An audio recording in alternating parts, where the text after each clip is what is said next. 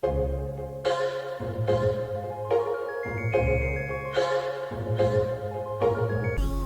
just heard Hot by The Last Artful Dodger. Welcome to the Bruce Poinsette Show. This is the world's most dangerous infomercial. I am your host, Bruce Poinsette. And along with my producer, Ado, we bring you this bi-weekly news, interviews, and commentary experience from the Numbers FM studio in the Portland Art Museum. You can catch the full show every second and fourth Wednesday on the Numbers FM 96.7, as well as catch clips on youtube.com/Bruce Poinsette and exclusive bonus content by becoming a member at patreon.com/Bruce Poinsette. Right now, we're live on Twitch, so make sure to follow the Numbers on twitch.tv/the Numbers FM, numbers with a Z. But we began each show with news you might have missed, and this is particularly important because this is going to be our last show before the May 17th primaries. So really tune in. We've got some important stuff today to hopefully get you thinking about the implications of these upcoming elections. But now, without further ado, the news. Our first story comes from the Oregonian, and it is by Peter Sleeth and R. Gregory Noakes, titled New Historic Plaque Honors Legacy of Formerly Enslaved Couple Who Helped Found Benton County. So according to the authors, a tribute to Reuben Shipley, who was brought across the Oregon Trail as an enslaved man in 1853, but wound up a well-to-do farmer and founding citizen of Benton County, will be unveiled this weekend in Corvallis. The National Society of the Daughters of the American Revolution will raise Shipley's visibility by dedicating a bronze plaque in his honor at his gravesite in the Mount Union Cemetery, 2987 Mount Union Avenue, in Benton County near Corvallis at 1 p.m. Saturday. Further in the article, his journey from slavery to freedom occurred at a time when Oregon's fledgling territorial government sought to exclude free black people. Slavery was ostensibly unlawful, but the law was only loosely enforced, if enforced at all, and a number of Oregon farmers were known to enslave people. Shipley would marry another formerly enslaved person, Mary Jane Holmes, after Mary Jane had been freed by a court ruling. Shipley would later donate 2 acres of land for an interracial cemetery in Benton County at a time when the practice of burying black and white people alongside one another was rare. Reuben Shipley prospered as a farmer and a local businessman. His children were educated with other local pioneer children. He was known in his community as Uncle Reuben. However, yet enslavement continued to curse Reuben Shipley. 9 years before he arrived in Oregon, 5 members of the Robin and Polly Holmes family were brought to Oregon enslaved from Missouri by their owner, Nathaniel Ford. They lived about 35 miles north of Philomath in Polk County, near the present-day Dallas. One family member, Mary Jane Holmes, would become Shipley's wife. Robin and Polly Holmes, after later securing their own freedom, sued Ford for the freedom of Mary Jane and their children and won. It was Oregon's only slavery trial, Holmes versus Ford, in 1853. However, Ford still refused to give up Mary Jane. So when we talk about this story, it's important because a lot of Oregon's history around black exclusion laws, which they passed 3 of them, is largely unknown and very, very little discussed. But in that, for the people who talk about that, we often, don't praise, but talk about how Oregon didn't allow slavery. And in reality, even that is complicated, as the story of Shipley, as Reuben Shipley shows, where you had people who brought their slaves from other parts of the country and continued to, force that labor and have people fight for their freedom even in Oregon. So it's very important when we look at, tributes to people like Reuben Shipley, and we look at these stories, to continue uncovering this history and continue uncovering just some of the horrors that continued in Oregon despite laws, again, excluding slavery, but also excluding us black people from living here, period. So our next story comes from OPB by Conrad Wilson. It's titled, Eugene White Supremacist Who Terrorized College Professor Gets 4 Years in Prison. According to the article, The U.S. Department of Justice, or according to the U.S. Department of Justice, Gary Edward Franklin, 58, targeted a community college professor in part because of her sexual orientation. Around 2010, Franklin took a class taught by a professor identified in court documents as Adult Victim 1. He wore a jacket with a large swastika symbol on the back to an intercultural communications class, federal prosecutors stated in court records. In December 2010, Franklin sent the first of 2 letters to the community college professor. One included a picture of Diane Whipple's body, a lesbian killed in 2001 by dogs owned by the attorneys for the Aryan Brotherhood, a white supremacy group. Like Whipple, AV1 is also lesbian. State police later found Franklin's fingerprints on the letter, which also contained the words, "What I'd like to do to you." Under the photo, Franklin wrote, "Don't think for a second that I forgot about you." The second letter, which AV1 did not receive, had a photo of a dismembered woman's body stuffed into a trunk. So, again, when we talk about white supremacy in the state of Oregon, it's not a thing of the past. It is very much, very alive. And you have people out here who are very, very bold in trying to intimidate and harm people all throughout the state.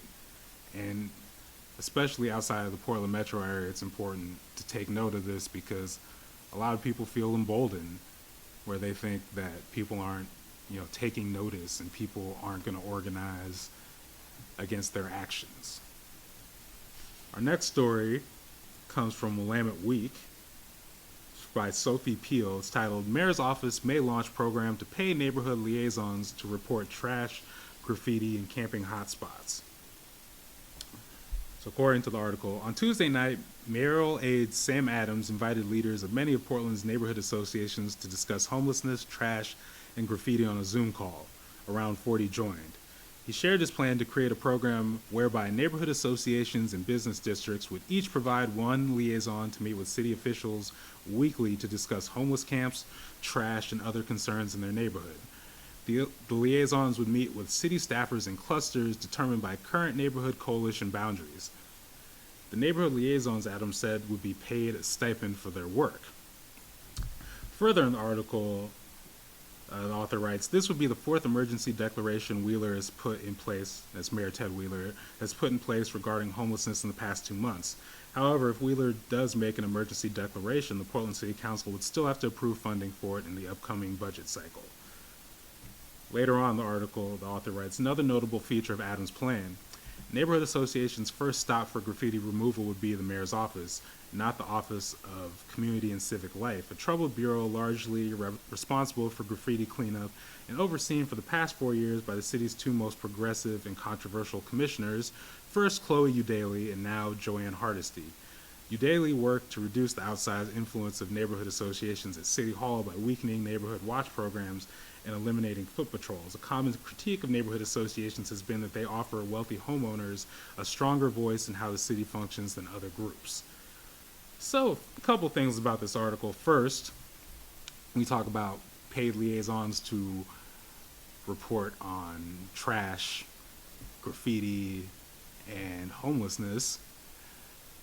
What I hear, and I feel like a lot of people hear, is so we're paying people to snitch on our houseless community because that's going to help the problem. And that really, it's easy to see which side, specifically, as this article talked about, the wealthy homeowners and business associations, that prioritizes. Second part of this article that stuck out to me was moving this work, again, to the mayor's office versus the Office of Community and Civic Life. So in a previous segment, previous show, we had talked about how Chloe Eudaly was defeated in last city council race by Mingus Maps, who was endorsed by the police union, or the the PBA, Portland Police Association. And now we talk about Joanne Hardesty, who is currently in a race with, among other people, Renee Gonzalez, who's also endorsed by the Portland Police Union. So put 2 and 2 together there.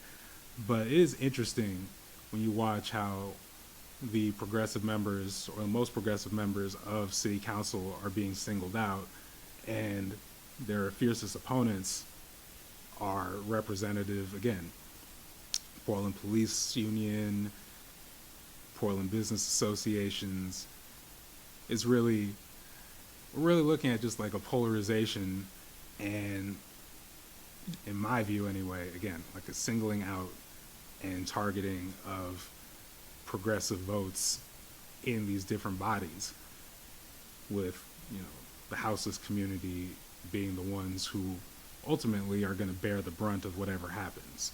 So stay tuned for more details. If you remember, Sam Adams was also the one who proposed this idea of, armed guards at camps for homeless people earlier. So a lot of interesting proposals coming out of the mayor's office. Our final story comes from the Portland Mercury. It's by Alex Zielinski. It actually comes from a partnership between Bolts and the Portland Mercury. It's titled, "Portland is the Boogeyman in Washington County's DA Race."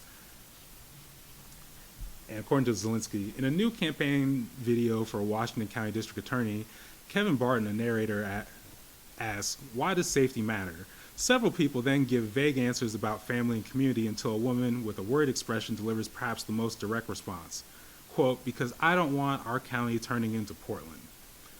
Although more than 1,000 Portlanders live within Washington County, Oregon's second most populous county, Barton has made the city a boogeyman in his race for a second term in the nonpartisan prosecutor's office.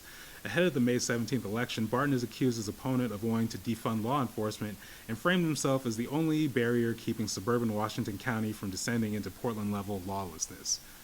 Fears about Portland, quote-unquote, defunding police have been central to Barton's campaign against his opponent, Brian Decker, a former public defender who also has experience working as a federal prosecutor. In campaign ads, Barton accuses Decker of being an extremist who wants to defund police and abolish prisons.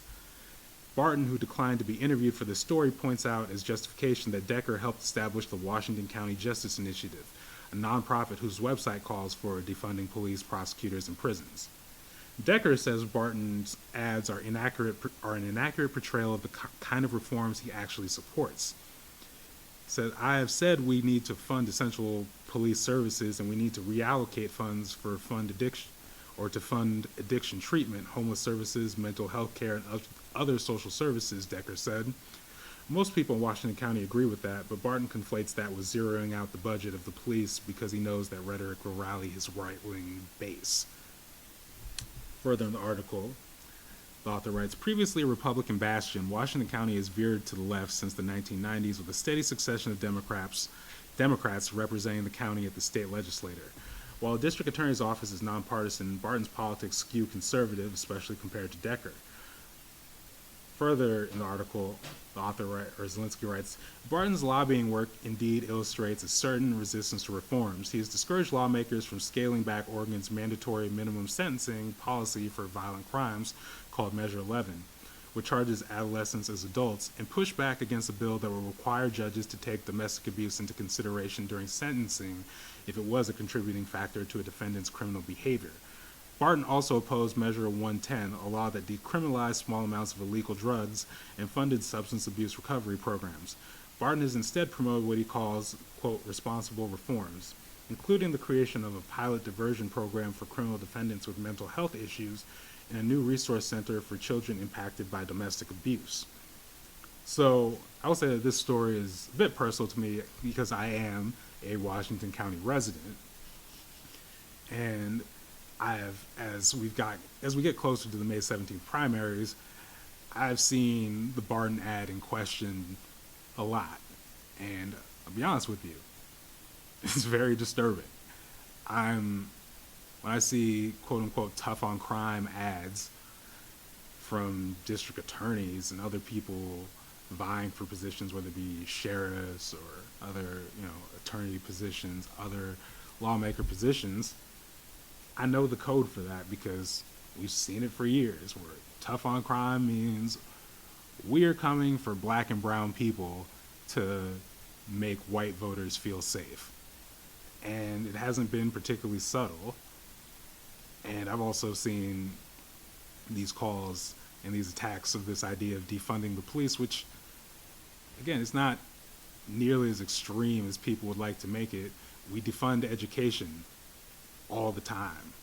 We defund healthcare all the time, to our detriment.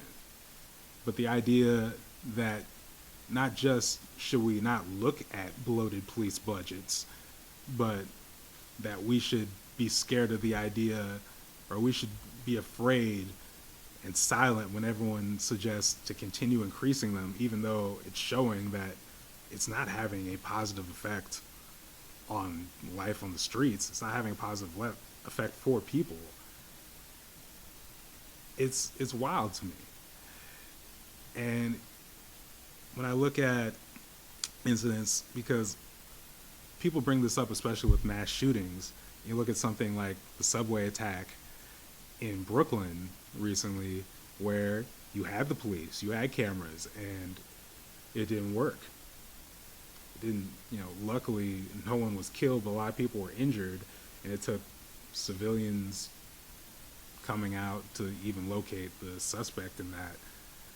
So, and yet still you had politicians say, well, this is an example of why we need more police. It doesn't add up. It just doesn't make sense. It doesn't square with the facts. And the fact is, if we're not investing in people, we're not investing in the conditions on the ground, so people are getting more desperate and situations are getting more dire, what do you think is going to happen? You can usually draw a straight line between disinvestment in people and services that are serving people and resources for people and upticks in crime. Not putting more money into the police, not putting more money into people, not putting more money into a system that has done next to nothing to, stamp out a culture of white supremacy within it. And so what's going to happen? Like, if you look at the subways, for example, you look at schools where there's an argument about getting police officers out of schools. When you use school shootings, you use mass shootings, you use attacks, and then you put more officers in these places, they don't get safer. You just have black and brown children or black and brown, public transportation goers getting harassed more. And then you get more calls for, again, defunding, taking these out, with people saying, but what about the attacks? And who bears the brunt? It's us. So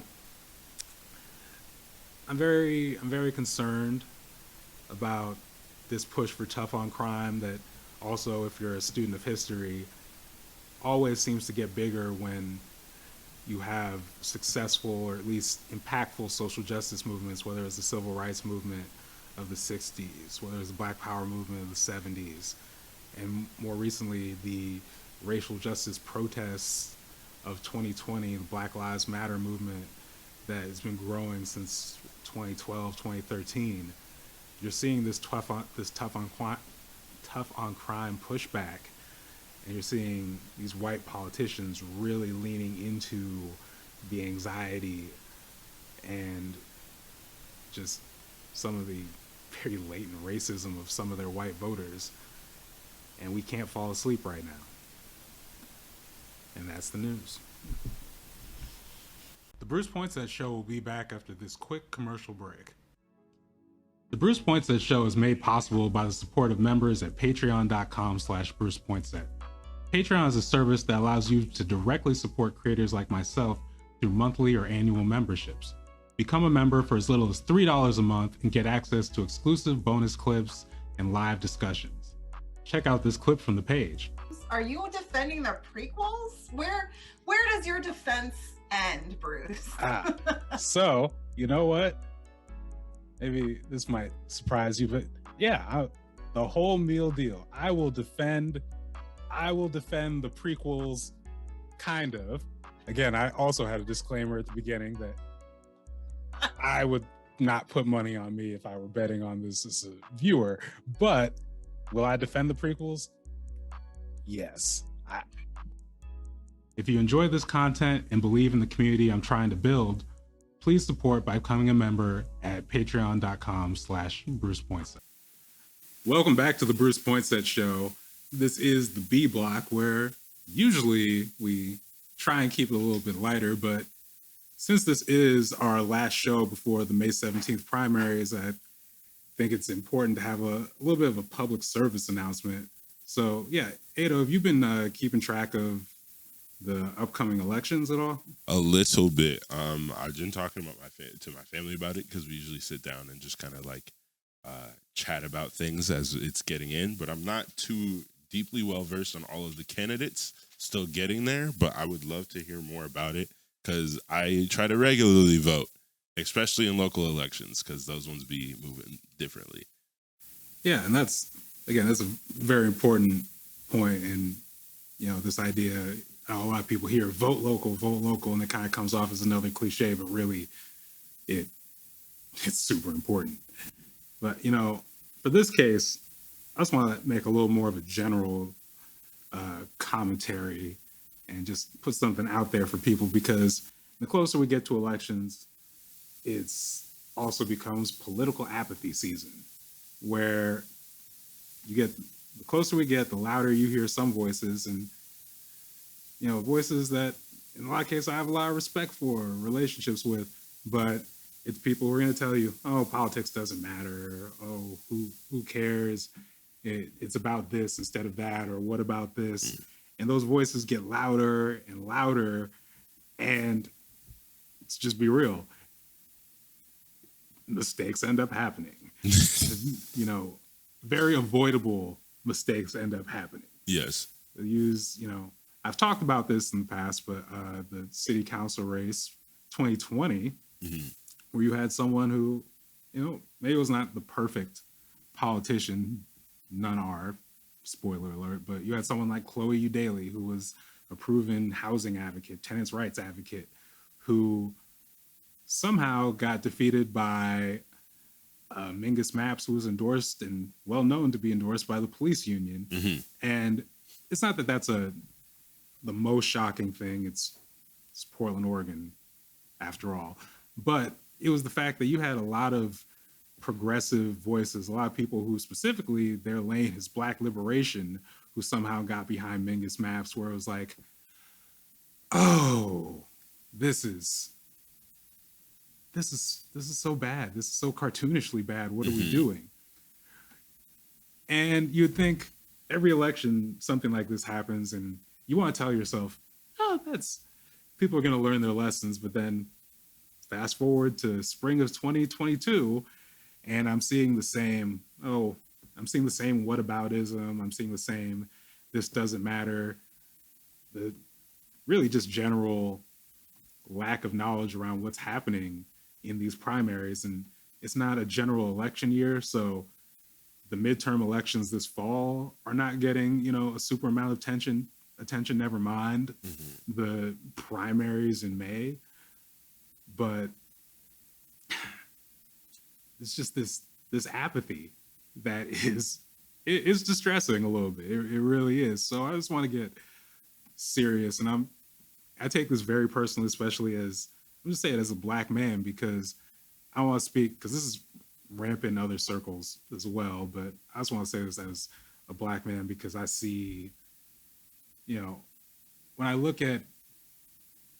split the dichotomies up of who do I see in terms of political organizing and really leading a lot of these movements, whether it be specifically in electoral politics or just on the ground, active organizing, versus who are the loudest voices when I see stuff around, again, political apathy, it skews towards Black women and non-binary people who are leading a lot of this work. And I say this as someone who works with a lot of Black men in these spaces as well, but these spaces are dominated by Black women and non-binary people out here. There's no way to slice it.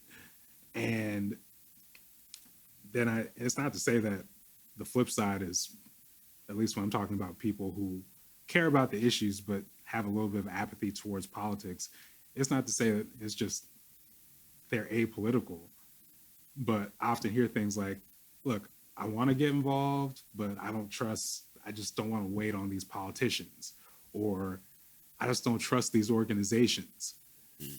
And to be fair, I get that, because I'm not going to advocate for just waiting and taking a passive approach to electoral politics.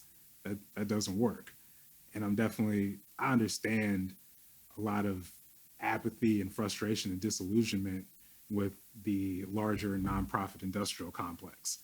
You have a lot of organizations that are grifting out here. There's no other way to put it. Very true. Or they are, they know they get most of their donations from, white people, white-led foundations. So as opposed to doing the work, or as opposed to really prioritizing, improving how they do the work with people in the community, they do stuff where they're spending a lot of time fundraising.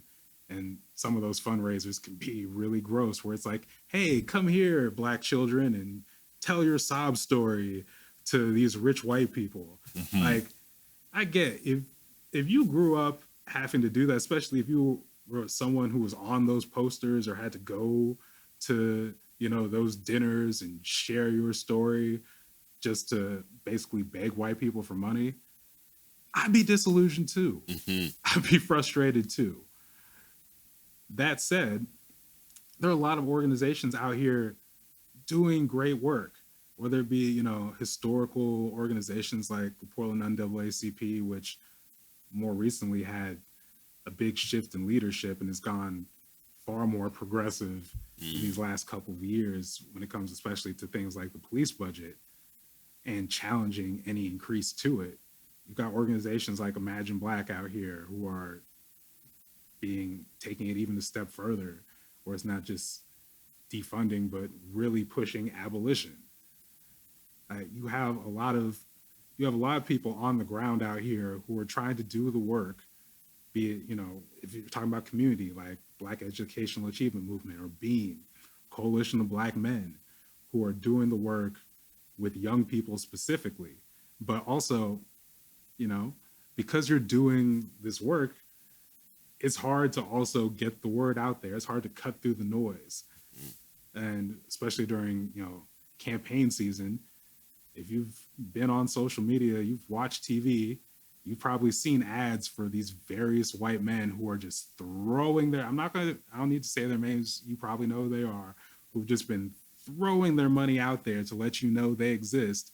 But you also notice when it comes to like these trusted community organizations, whether it be Imagine Black, whether it be Apano, be like Latino Network or anyone else, they're not talking to them. They don't have any engagement with them. They just have commercials telling you, hey, I'm a white man with a bunch of money, so I can keep showing you these commercials. Yes. Vote for me. And the hope is just to get, it's not, you don't have to get everyone on your side. You just got to get enough numbers in a race with like 7-8 people to get the most votes. That's it, to get through the primaries and get on to the midterms. That's it. It's a small numbers game, but it matters. When people tell you these politics don't matter, or, both parties are the same, we got to stop that. We're smarter than that. Come on.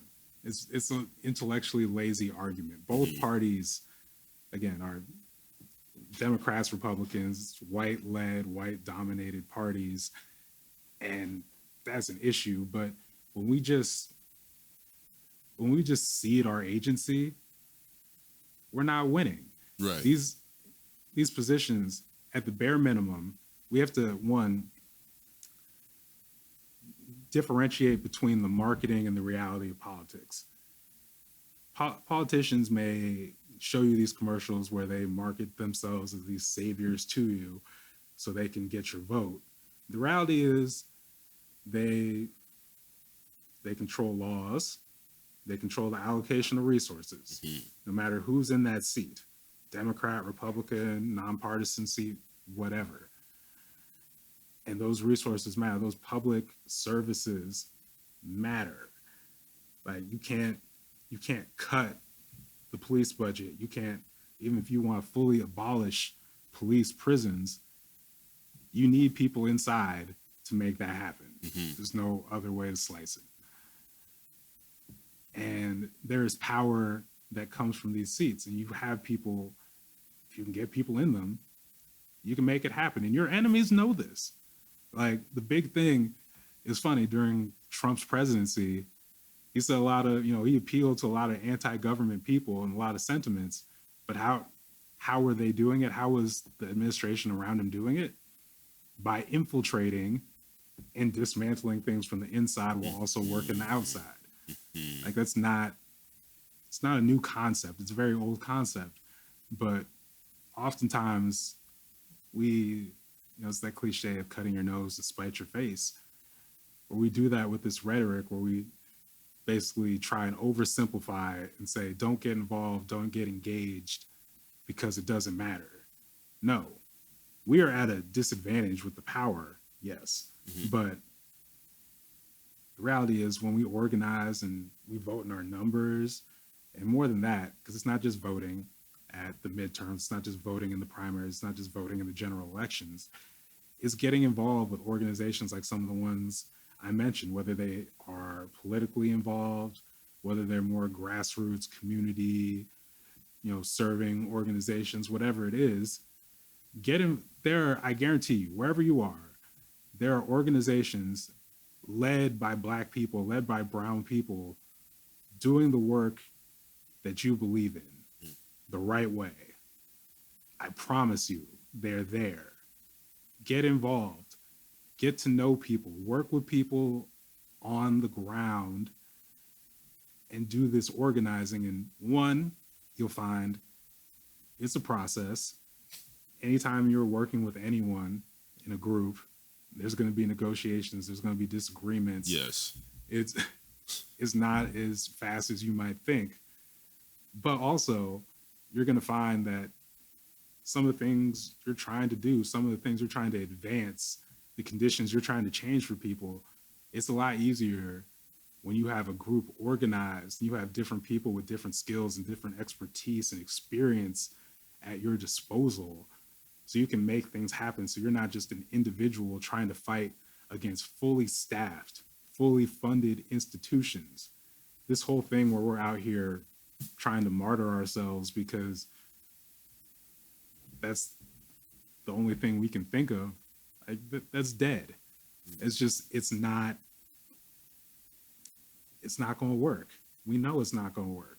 Right. So to the people out there feeling the apathy, or they want to get in there, well, does it really matter? It's always been like this. Who cares?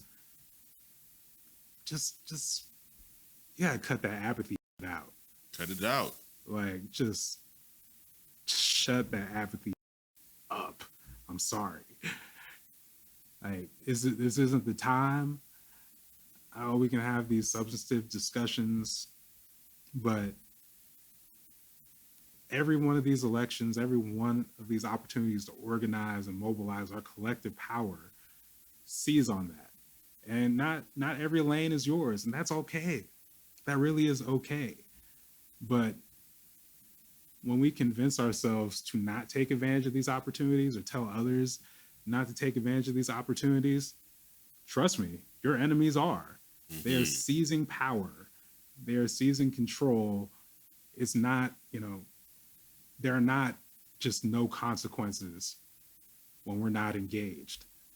So again, I look at the apathy out there, and I know people are going to look and say, whatever, Bruce, you're from Lake Oswego. We don't need to listen to you.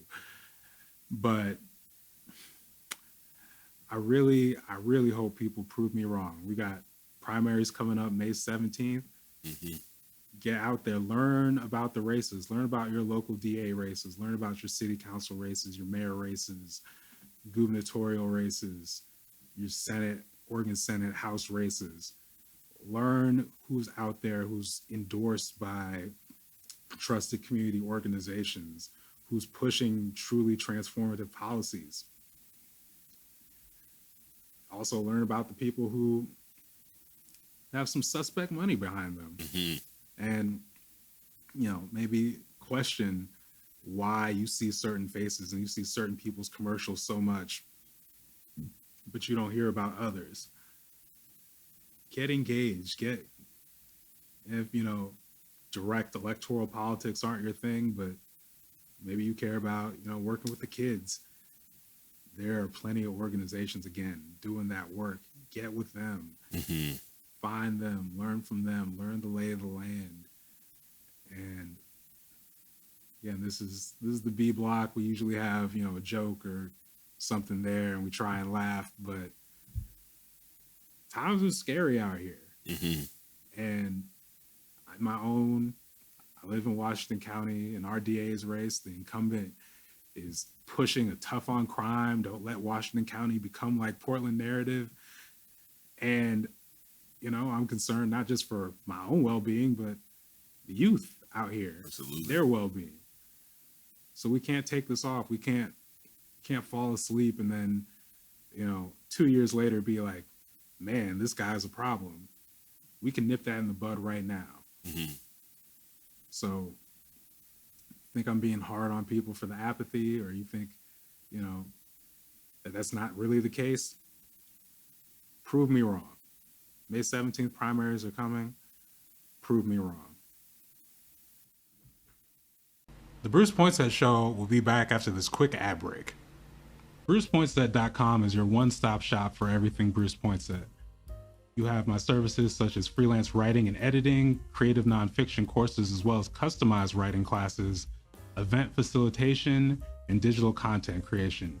Again, go to BrucePoinsette.com for a quote and make sure to sign up for our newsletter so you don't miss any news or updates. And welcome back to the monthly feature interview. I'm Bruce Poinsette, and again, we do this every month. I have the opportunity to just be in community with a lot of really interesting people doing great work. So I like to share some of those conversations and frankly, just make an excuse to have some of those conversations with them.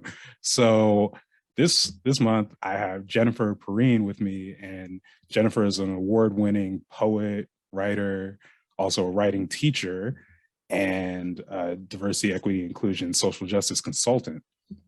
We also happen to share a recent honor. Jennifer was awarded one of the Oregon Humanities Community Storytelling Fellowships. So we're going to talk a little bit about, as fellows, talk about projects, the process, and also just life as, full-time freelancers. So, but first off, just Jennifer, how are you doing this morning? I'm doing well. I am just back from a week away at a writers' conference, which was really energizing and fulfilling. And also now I'm playing catch up. So in that weird limbo spot. But I just wanted to, again, congratulate you on the Community Storytelling Fellowship. And just one, I'm curious what made you decide to pursue it? Yeah, I think when I saw the call that Oregon Humanities put out, this idea immediately popped into mind that I've been in Oregon for about 6 years, and this whole time, part of what I love about being here is being in the outdoors, a connection to wilderness spaces, and over the last few years, especially, I've been more and more involved with different groups of people of color who are pursuing outdoor recreation opportunities and conservation activism. And when I saw the call from Oregon Humanities, I just thought, this community that I'm a part of, there's so many stories here that I just don't feel like I'm seeing in a lot of places. And thought, maybe this is a space to share some of those stories. Yeah. So just to pull back a little bit, so I guess it should, frame for people what the focus of your project is, as you said, people of color and outdoor recreation. And are you specifically doing essays, poetry? I know would you say your medium of choice is poetry? Just on up and up. Yeah. Historically, my medium of choice has been poetry. The last couple of years, I've been writing more prose, and this storytelling fellowship is my first time doing something that is at least close to journalism, like research essays. like all of the nonfiction I've written in the past has been personal essays. So this is a big shift for me, and like kind of a challenging one, which I'm also excited about, but is also a little scary. Yeah, and without, yeah, and I know we're still very early in this process in terms of like the fellowship, but so I don't want to make sure I'm spoiling anything. But can you just talk a little bit about, since being here, some of the groups you've connected with, doing these different outdoor activities, and kind of like what that's been like? Yeah. So for a while, I was just kind of initially I was like hiking and backpacking, and I was doing a lot of it on my own or with friends. And I wanted to meet more people here, and so I started joining meetup groups and had a lot of experiences where the groups were predominantly white and very focused on like, if we're going birding, you will name every bird that's out there, and you will have a lot of knowledge about what we're doing, and that was not fun. So I started looking around for other groups and found People of Color Outdoors, which is organized by Pamela Slaughter, and Wild Diversity, and Always Be Burden, which is, it's not a group, but a podcast that's led by Sam Desjarnais. And she does this, she leads sort of bird noticing groups for BIPOC groups. And yeah, just being in those spaces, it felt much more like we could take our time, sort of explore, ask questions. And it was more about building community and relationships with other folks instead of just, being able to name all the things that we were seeing. Yeah, I really relate to that idea of just it's a lot of spaces where they can be white dominated and they become very, for lack of better terms, very academic in like the engagement, where it's just like you said, it's we're gonna name all the birds, you gotta be on on your square on that. But it's like this very like communal piece, natural kind of like organic communal piece missing. And especially with just this kind of really speaks to me, because like in recent years I've been trying to look more into outdoor activities and ways to just get fresh air and get moving, because like growing up I was a basketball player, but as I get older, my ankles, my knees, my back, it's just not the same. So it's like I gotta find something else to do. So I've been starting to like look into some of these meetup groups and try and find the time to get out there. And then also I see so what are we going to be doing today? Because people are I've noticed people are good about giving you the layout before. It's like, we're going to be hiking 11 miles on this thing. It's like, ooh, well, I need to work up there, but it sounds fun eventually. Yeah. But people mix it up though, so it's all right. Even I remember just thinking about this. I did this project, State of Black Oregon, back in 2015, where myself and Intezar Abiyoto were driving around the state doing case studies. And as someone who's lived here all my life, that was really the first time I kind of like just took in, even just driving, like whether it be down the gorge or down to Bend or down to Southern Oregon, just like, I really don't, it just hit me just how much I don't, take in some of this nature, spend time in this. And I know I'm not the only one. So I really think like projects like this and like telling these stories and highlighting that for people could be just, super valuable for nothing else. But to that point, to kind of get more into the project, again, we talked about being a little early in the project, but I'm just curious, like, as far as like how the process has been going so far, and like, do you have kind of like a picture of like what this, the fellowship, for those who don't know, the fellowship kind of amounts to doing, 3 stories around sort of these topics. And with you, it's like outdoor recreation and people of color, but it's kind of a little free form from there. And they also kind of hook you up with a mentor to help you, develop and, expand it. But yeah, can you just talk about where you are in the process so far and, how it's been going? Yeah. So I'm pretty early in the process. I just started really interviewing folks for the first piece this week.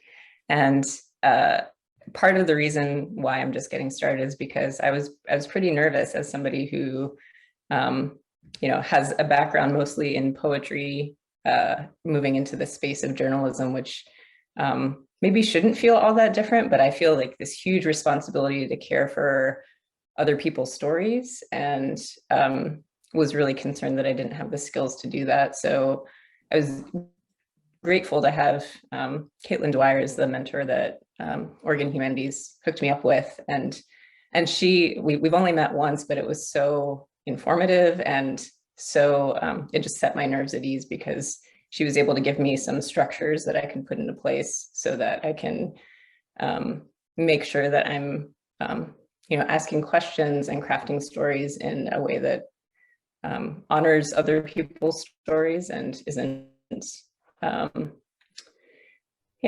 guess isn't trying to I was afraid that I would come in with an approach and sort of like end up trying to shape things too much to that approach, which is the opposite of what I want to do. I want to follow the story where it takes me, like I would with anything else. And so she was really helpful for that. And so as I've been interviewing folks, I've already heard like amazing stories of all kinds, and now I'm trying to figure out, I have an abundance of folks that I'm interviewing, and how do I shape these all down into 2,000 words or less in something that gives people their due for all this really great work that they're doing. So with that said, I did also want to broaden the conversation out to, just your craft in general. And again, we talked about how poetry is your medium of choice. And you had this passage on your website I was just perusing before the interview where you said, "My poems have been described as muscular, hardworking, disciplined, grimly witty, scientific, ecstatic, sensuous, mythic, and full of surprises." Then in parentheses, I haven't yet decided how many of those terms also accurately describe me.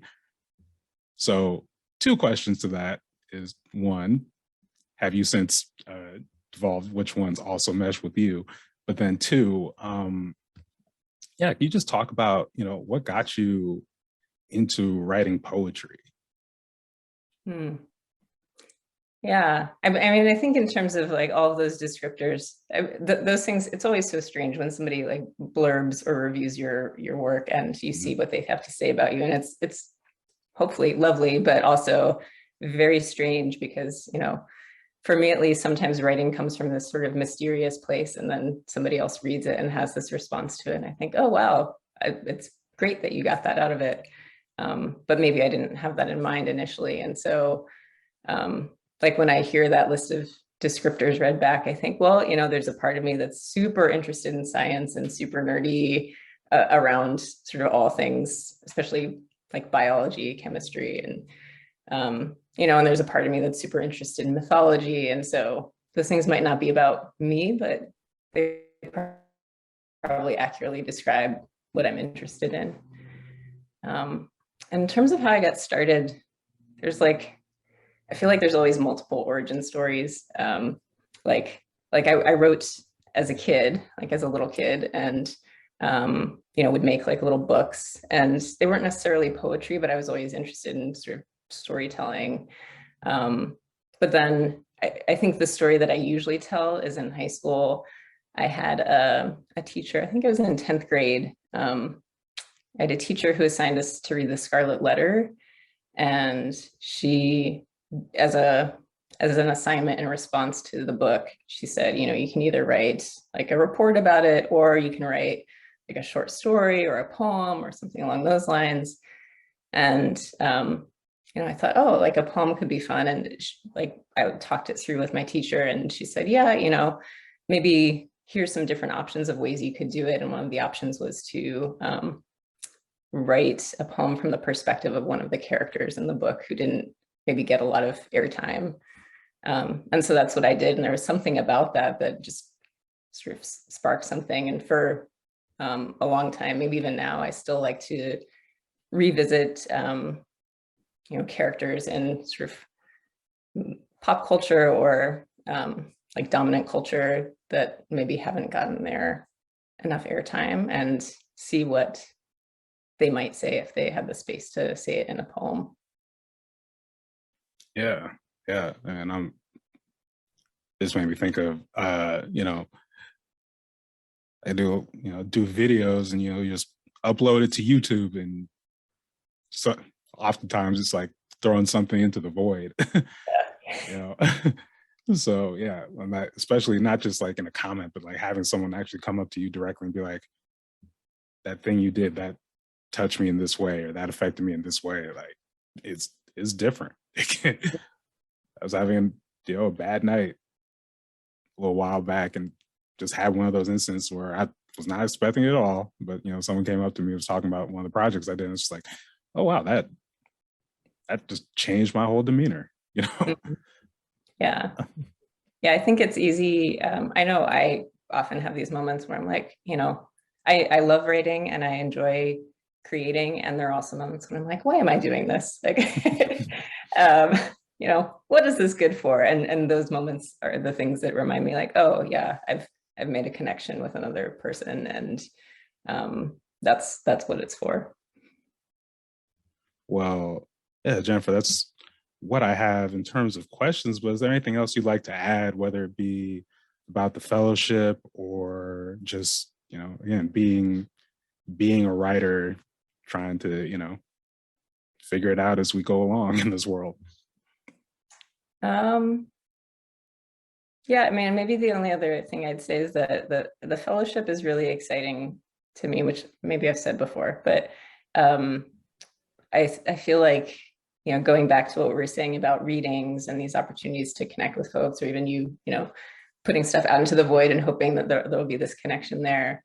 I applied for the fellowship thinking I would, that it was a good opportunity for me to help share other folks' stories. And what I've started to find even already at this early stage is it's a good way for me to like deepen my relationships and make new relationships with people who, share my interests and or who whose work I want to support. And so I'm excited to see where that leads over the next however many months before it wraps up.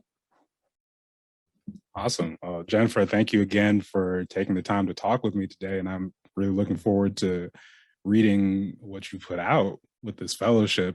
And I will probably be bugging you offline about some of these less taxing outdoor activities, so I can get my foot in the door. If there's got some 3-5 mile hikes out here, let me know. But anyways,